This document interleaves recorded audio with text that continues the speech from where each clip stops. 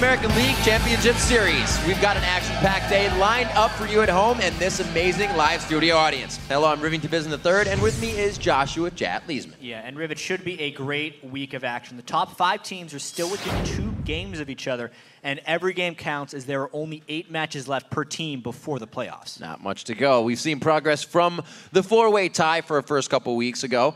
Now there are only 2 teams sharing the top spot. That's CLG and LMQ. Yeah, and both those teams are playing very well. Right now, LMQ is currently on the longest winning streak in the LCS, taking their last 4 games. They'll face off against each other on Sunday. Yep. So it's possible, if they both win today, the one team would be in sole possession of first place by the end of the week. And meanwhile, Dignitas has been in and around first place the entire split. But right now, they have the dubious honor of the longest losing streak with a 4-game slide. Yeah, Dignitas is actually tied for 4th now. And I remember Scar actually said that others and analysts believed Dignitas would fall off near the end of the split and that he wasn't going to let that happen. And that fall actually looks like it has begun happening. So it is Scar's job and the rest of Dignitas to prevent that from happening. All right, we talked about how much short time there is. We'll see if they can do it quick.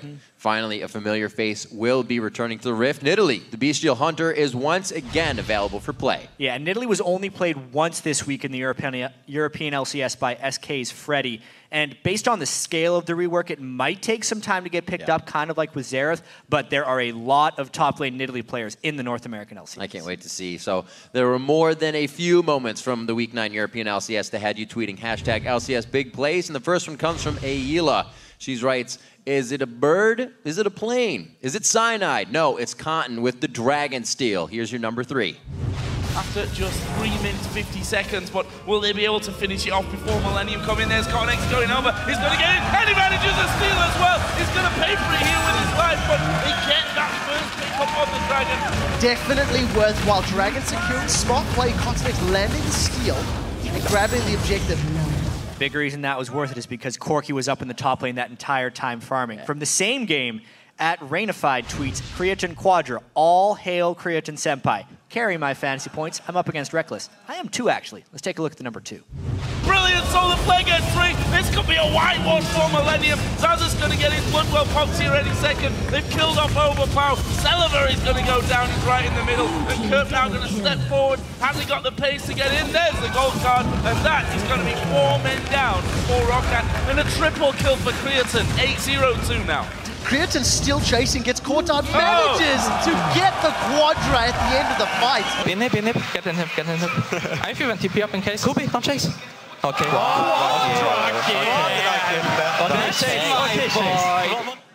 Oh, don't chase, don't chase. And never mind, if you're going to get the kill, it's fine. Yeah, always, always. So let's hop into our last highlight. This comes from Booga. 3 words. Shook, Riven, LCS Big Plays. Here's your number 1.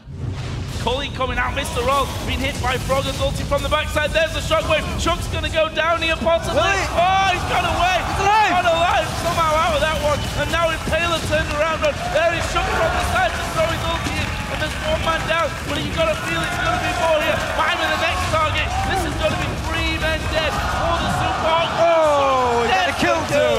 Stone somehow survived all that damage. Subar Kuda used everything on trying to kill Shook. He just dances away. That did manage to kill him. He came back in the fight.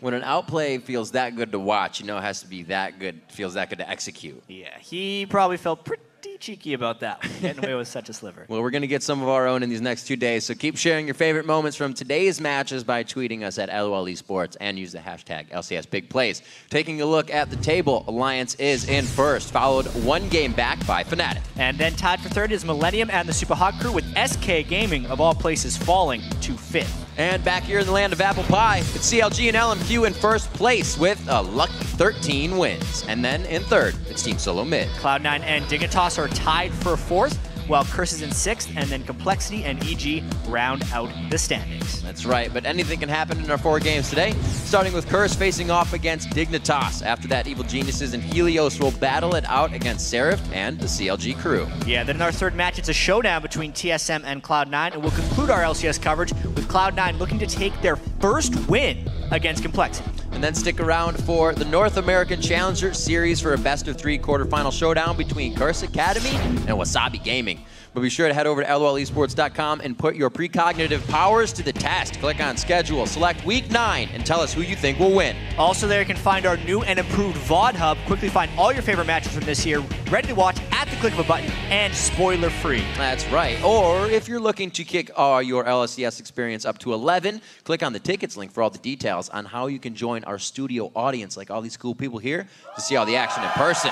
But for now, we're going to go ahead and send it over to the analyst desk.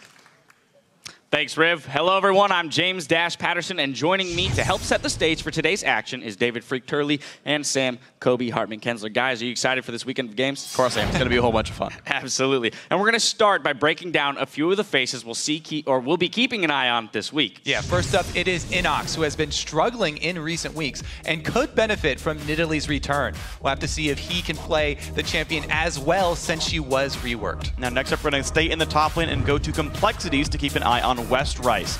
In recent weeks, he's actually found a strategy that works for his team by just building himself into an unkillable tank. If it works again today, Complexity will get their 3rd straight victory against Cloud9. Then it's the Spring Split MVP Bjergsen. TSM is only 1 game back from first place, and today he'll face off against Xiao Xiao, who has bested him in their last 2 meetings. Then we'll also stay in the mid lane and watch Curses in Voyboy. He had a lot of momentum coming out of their 3-1 Super Week, but then lost most recently to the 7th and 8th place team, so they're going to have to kind of pick up the slack from here. And finally, it's Crumbs. Dignitas are currently lower in the standings than they have been all year long. And they've looked shaky in that early game. Dignitas are going to need Crumbs to bring that early game pressure to help them snap their losing streak. All right, well, each week, fans have gotten a taste of what teams say in the huddle with the LCS preview show's All Chat. But the all-important in-game communication is what creates a strong team out of 5 individuals. Communicating is just both ways. You just have to listen to your teammates and take the information in and make the best out of the situation. The second we hit the champion selection music, it's like we make a switch. Triforce, that's like so sad. Okay, pick some bets. Alright. We are always telling each other what our laner's getting. He doesn't have any damage items though. He'd be able to lock it first. To gauge how a fight would go or how we need to approach our next play. Or he hasn't bought yet, like 100% grid mid. Okay. It's really important that you talk about the team fights beforehand. During team fights, everyone should know what they're doing. I'm gonna wall this in 3, 2, I'm gonna wall the left side, I think. Yeah? Watch hard. I see it. Okay, hit the tower. Gragas holds down, right? He used it. Yep. Okay, he used it. It's usually the initiator who will call, like, maybe a threshold would look for a hook or a flash play. Then the person who can follow up will say, I can follow up. I'm coming. Nice! Get Thresh! Got him. Nice. As soon as a call is made, it's up to the players to just follow through. It's important that everyone listens, and even if you don't believe it might be the right thing, sometimes you just gotta take risks, so you need to put belief in your teammates and just trust their call. Seraph. Here, the side link. The Afro link. Okay, we can push up mid again. We can push up mid again. Just do the same thing again. See, we can do that again and again, and eventually we're gonna land a skill and we're gonna kill one, okay? Yeah. The biggest issue is that everyone needs to start listening. Every call that has been made needs to be only made once and listened to immediately. Repetition leads to a lot of clutter and voice comm, and that's what you want to avoid. Kite back, I can flank. Stick on the same side. Yeah, look at me. Look at that flank. I think that happens to a lot of other teams a lot more, where everyone is kind of like screaming, like, let's go for this guy, and it's just like overload of information. Where with ours, usually it's just high. Let's go. Keep going. Make him flash. Or you're gonna flash, careful, stop chasing, ball, stop chasing. He flash. Trust flash. 25 trust flash. When you have one person doing it, if he's doing it correctly, it goes out very well for you. Decisiveness is definitely like the one thing. If you're a more decisive team in late game, you will win 100%. Let's go, let's go. Let's go. Go. It's on. Evelyn's right here. In a. Back. I got switch out. That's going to be the game. CLG takes down Team Solo Mid. Now, guys, you heard the players. How important is it to have that one voice on a team? It definitely is really important, but I think what's just as important, but not mentioned nearly as much, is the fact that all the other people on the team have to constantly be feeding information to the shot caller so that they can make an informed decision. There's no way that one person can gain enough information from across the whole map to make an informed decision without the help of everyone on their teams. It's gold timers, item thresholds, cooldowns, everything. People have to constantly be updating that person. Yeah, I really agree. And actually, I want to kind of back up what Lemonation said about having just high as the shot caller, because I didn't really notice it very much until we went and watched the Doombots video. Because when you're talking, like, you can process what you hear and process what you're saying. But if you're hearing things while you're talking, everyone just hears two voices and they don't understand what you're saying. Like, you guys missed out on so many puns during the video because you couldn't hear me over Kobe talking about killing people, and that was horrible. But it's something you actually just don't realize until you hear it back. Like, if you're ever talking over someone, nothing is actually understood at all. And having that one voice is actually incredibly useful.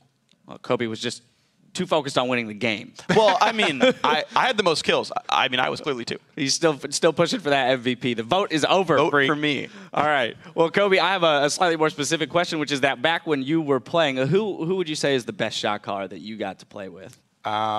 We actually had no good shot callers on our team. We're pretty bad at shot calling. I specifically remember one time at the World Cyber Games, we're pushing up mid lane and Chaucer says, "Oh, if we're going to dive, now would be the time." So okay, and I go right in. I get dumpstered. Everybody runs away. And he was like, "Yeah, I said if we were going to dive." Qualifying everything before it actually happens. Well, of course, one of the big keys for the shot calling is that everyone actually has to listen to the call too, right? I feel like that's one of the things that is most important is all the rest of the members need to actually be listening and following 100%, right or wrong. Now, we want to get your thoughts on the discussion, though. So today we're asking, which NALCS player would you like making the calls on your ranked team and why? Now, you guys know the drill. Send your answers to LOL Esports. Use that hashtag LCS, and we'll be looking for the best responses to share later in the show. And for a look at the lighter side of Team Comms, tune in Thursday at 8:30 a.m. Pacific, 5:30 p.m. Central European Summertime for the LCS preview show. Their segment, All Chat, reveals what the pros are saying and singing. As Curse and Dignitas load into the lobby, here's a little taste of the goods. Sarah. Yo. I love you. Thank you. Wow. No love back. Get rejected, son. Can we all be pyramids for today? I feel like we don't win because we don't have matching icons. Yeah. We got Lulu. Finish. I have Cleaver in a second. Give me the Lulu's Cleaver. Yeah. Give me the Penta. No. Stop. Nice. I have J. We can. No. Finish. Can we end? I think we should. Yeah, we can. I can join you soon. Okay. Who's gonna defend this? Kog'Maw without flash? All we have to do is play the map and then map the plays. That's actually correct. Don't overcommit on kills. Objectives over kills. Yeah, I don't have ult, so be careful. Don't fight. We're going for just objectives. No fights. Need to be a lot more coordinated. Yeah. But can we Nesher then? No, Don't get excited. Way too early. Don't get too excited. Can we go for base race? No, we lose. So what? We lose anyway. We have to try. Maybe they will panic. No. Yes. Keep him busy. Right cog. I'm going. Go for the in. Keep Robert alive. Everyone off Robert. Someone get in front of Dom. Yeah. Oh my god, hit base. I'm hitting it. Everyone hit base. Just hit base. Ignore Me and Polly, we wrote a song. I heard. You don't have to tell me. Don't be front, son. No seeds on the bun. We be up in this drive-through. Order for two. I got a craving for a number 9 like my shoe. Maybe I should go into voice acting and then cosplaying. There's no way you think Cyanide sister is hotter than mine. What about my sister? Oh, my sister beats your sister, 100%. My sister beats your sister, 100%. Oh man, I hope they don't put that in the thing.